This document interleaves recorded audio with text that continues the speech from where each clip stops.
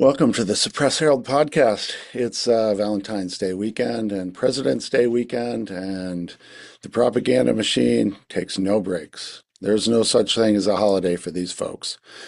Today, we're just going to deal with one simple issue that's been absolutely all over the place, and basically, with the Suppress Herald and the broader mainstream media and liberals and Democrats and all the rest all playing this game of hide the mental illness and whack-a-mole with mental illness. It's called transgenderism, better known and properly known as gender dysphoria. It is in the psychology manual as a mental psychological illness to be treated, not to be celebrated, not to be put out there and grooming people into participating in a mass movement of mental illness. What we're referring to is this week the Canadian shooting in Vancouver, or on the outside of Vancouver, British Columbia, of another mass murder by a guy wearing a dress. It's as simple as that. But here we have the Suppress Herald all the way on page 3. And what this is from the Associated Press, reprinted by the Suppress Herald, hiding from you the truth of what's going on in our world because they have an agenda. I don't know what their agenda is. Chaos, destruction of our society. I don't know. It's hard to really nail this down. But here's the story in the Suppress Herald at the bottom of page 3. Suspect in Canada shooting ID'd as 18-year-old with history of police visits. History of police visits. Mental illness issues. British Columbia. The suspect in a Canada shooting was an 18-year-old who had a history of police visits to her home to check on her mental health, authorities said Wednesday, a day after the attack that killed 8 people in a remote part of British Columbia.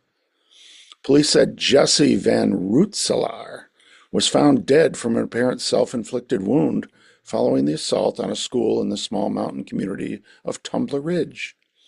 Royal Canadian Mounted Police Deputy Commissioner Dwayne MacDonald said Van Rootselaar first killed her mother and stepbrother at the family home before attacking the nearby school. She had a history of mental health contacts with police. The motive was unclear. The motive is unclear. We have no idea why this guy, wearing a dress, sporting a penis, went and killed all these people at a school and his mother and stepbrother. Police initially said 9 people were killed Tuesday, but MacDonald clarified Wednesday that there were 8 fatalities. The discrepancy arose from a victim who was airlifted to a medical center.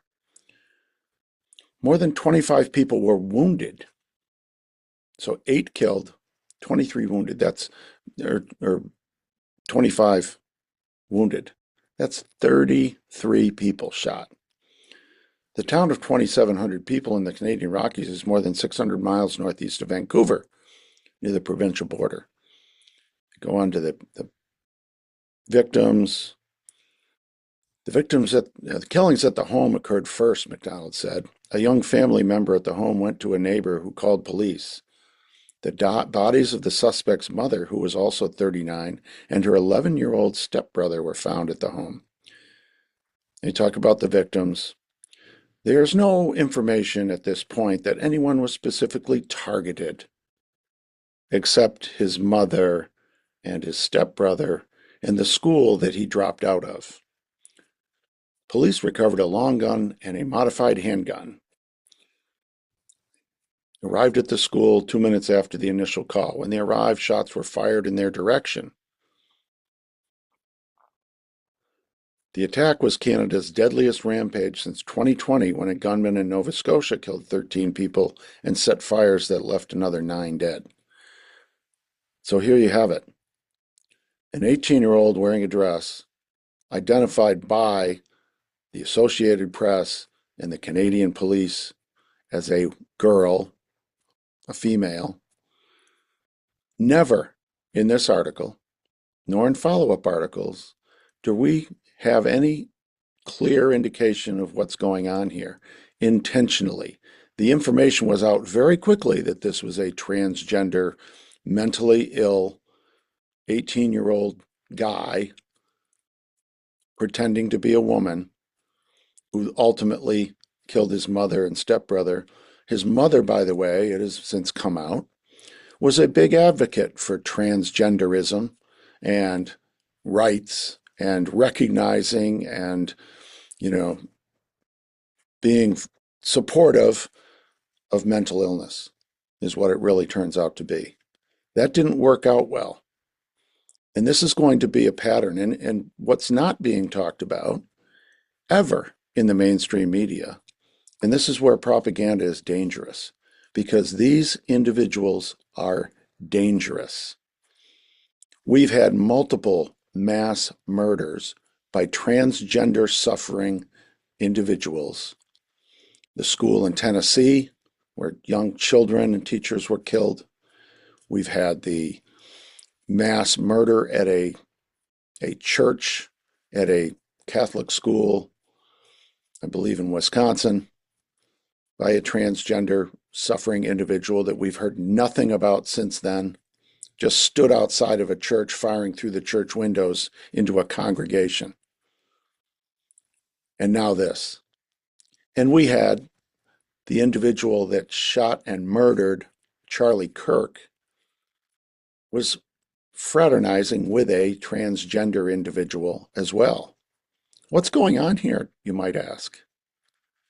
Transgender identifying people are what percentage of the population? I have no idea. They say they have numbers. I don't know how you really count that, what's real. But the reality is, we all know it's a very, very small percentage of the population. And yet, they seem to be committing mass murder pretty regularly. And yet, here's the suppress Herald suppressing reality from you, the readers. When are we going to wake up and call these people out on this nonsense? Nowhere in this article does it say anything about the fact that this person is a boy pretending to be a girl. They identify her as she and her. And even the police, when called out on this, came to the defense and said, well, that murderer, that mentally ill murderer, identified as a she, so we're going to honor that. You're going to honor the psychotic, deranged murderer's preferred pronouns instead of telling the people at large what's really going on. That's where we've come. And this is just insanity in a nutshell. This is just a perfect example of how propaganda is working. It's insane. And I'm not going to go into, all the other nonsense and propaganda that we've seen all week from the Suppress Herald. My last episode, we talked about ICE, bash ICE, pro-immigration, just on, and that's continued all week for this week. But I just wanted to call it this one because this is so flagrant, so absolutely insane that we have a news media that will not, absolutely will not tell you the truth because of an agenda. I have no idea what an agenda celebrating mental illness and the destruction of societal underpinnings with this transgenderism movement. I have no idea what their agenda is other than chaos, which pretty much sums up the mainstream media, the liberal side of our society, and Democrats in general. mayhem, chaos.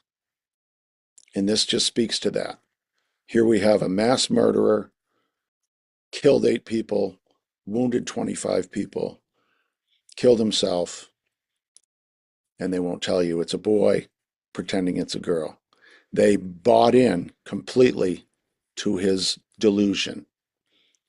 I refuse to buy into people's delusion and play in their delusional world.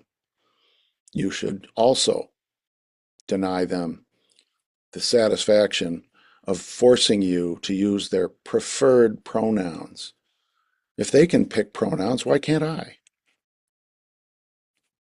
That's, if you're free to choose whatever you want, why is it only the person that we're talking about? Why can't I refer to people with whatever pronouns I pick? We know what the result would be. You're persecuted, canceled, attacked. But the reality is starting to leak in. The nonsense that is transgenderism is no longer being accepted. People are saying enough. Stop lying to us. We need to address this. We need to address mental illness directly to stop mass shootings and other harms being caused both to the individuals that we're allowing to live in their delusional world and the people around them that are coming out and murdering in very large numbers. I believe if you went and looked at the damage done in the last 2 to 3 years by mass shootings by transgender individuals, it would shock you the number of victims that we have allowed to be continuing to pile up because we refuse to deal with reality. It is that simple. This is a short Suppress Herald podcast today. It's just so simple to show the propaganda machine that is disguised as a news organization here in Maine. It's despicable, and they should be ashamed of themselves. But they don't back down at all. It's an election year, and they are just kicking into gear. And it's so flagrant now that it's unbelievable that they continue to spew the lies that they do. And this is nothing but this entire article is buying into a complete lie and denying the truth to their readers. It should never happen. So today's podcast, real quick, real simple. Politics is local, so is propaganda. And right here in Maine, the Suppress Herald, just like more than likely if you're out there anywhere in the world, to be honest, the media has become propaganda and doing the bidding of the owners, like these billionaire oligarchs that bought all the papers in Maine. And if you look and spend some time checking where your news comes from, I'd be willing to bet it's influenced, owned, controlled by a handful of people trying to control our minds. Meanwhile, reality continues to move on, and we're not buying it. I hope you'll spread the word, share this podcast, share my channel, like it, and let friends, family know, because every day, am looking to expose what is passing for news is actually nothing but propaganda. Thanks for listening.